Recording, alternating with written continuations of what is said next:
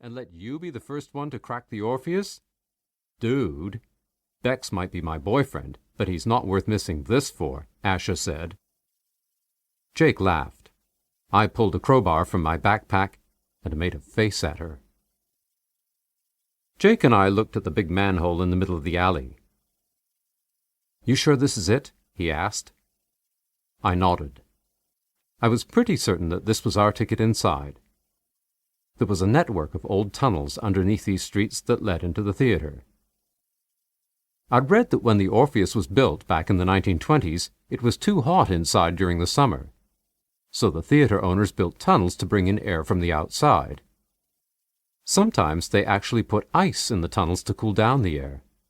I'd spent a few afternoons looking at blueprints in the city archives. I figured that the tunnels were probably still there, but sealed off. Like I said, I'm all about research and planning. It's my secret power. It took us a few minutes, but we got the manhole cover off. We even did it without a lot of noise. Asha was on the lookout, but nobody was out in the rain. Jake was first into the manhole. He flicked his headlamp on just before he disappeared. Asha was next, then me. The tunnel was lined with crumbling old brick. It was drier than I would have expected in this weather. We tried to move quickly, but had to duck. The ceiling was just a little too short for us to stand up in. The light from our headlamps bobbed around the tunnel. After a few minutes, Asha turned to me. "Are you sure you know where we're going? It seems like we've gone too far," she whispered. "It's all good. This is totally to plan." I lied. I was pretty sure we should have found a ladder going up by now. We better catch up to Jake. A couple of minutes later, Jake pointed his lamp at the ceiling. Sure enough, there was a rusted ladder rising into the darkness.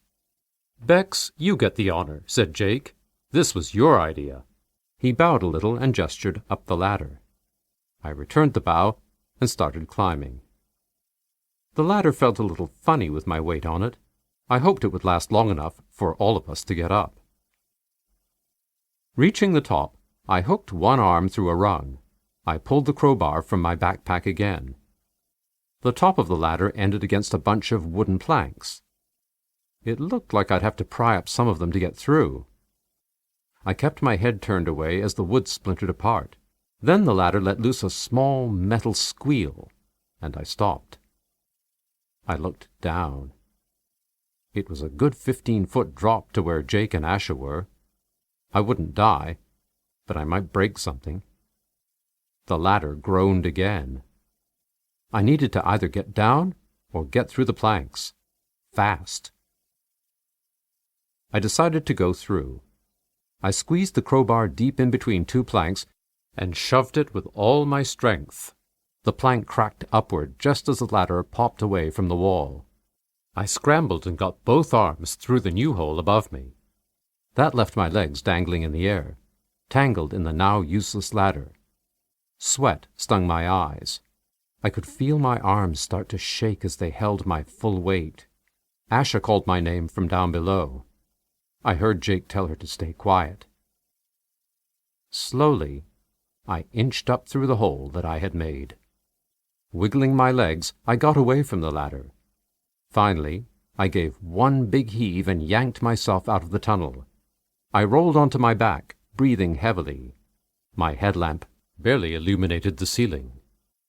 It looked like it was maybe 40 feet up. What I saw up there made me hold my breath. Then I scrambled back to the hole. I called down to Asha and Jake. "You're not going to believe this," I said. "We get pictures of this online, and we'll be freaking famous." Chapter 2. I was rushing, but it still took a couple of minutes to drop a climbing rope down to the others, then get them up to the stage. Finally, we stood together with our headlamps sending little slivers of light across the gigantic hall. The wooden floorboards creaked as Jake started to walk around, exploring. Ranks of red seats rose away from the stage into the darkness. I imagined hundreds of people in the audience, dressed up for a night at the theater.